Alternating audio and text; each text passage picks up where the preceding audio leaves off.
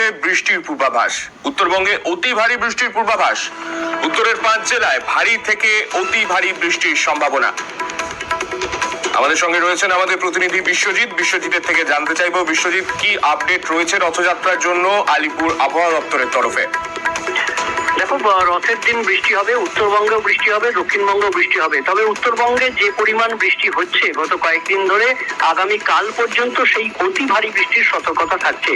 তবে ভারী বৃষ্টি হবে রথের দিনও দার্জিলিং, কালিম্পং, আলিপুরদুয়ার, কোচবিহার, জলপাইগুড়ি এই 5 জেলাতে ভারী বৃষ্টি এবং বিক্ষিপ্তভাবে 2-1 পশলা ভারী বৃষ্টি বা বজ্রবিদ্যুৎ সহ হালকা থেকে মাঝারি বৃষ্টি হতে পারে মালদা এবং 2 দিনাজপুরে।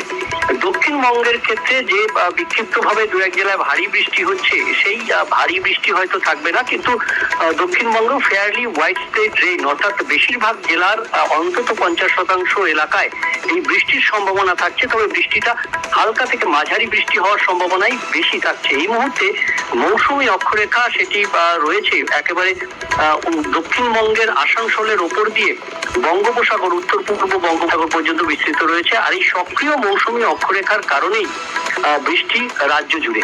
সান্নিক। বেশ।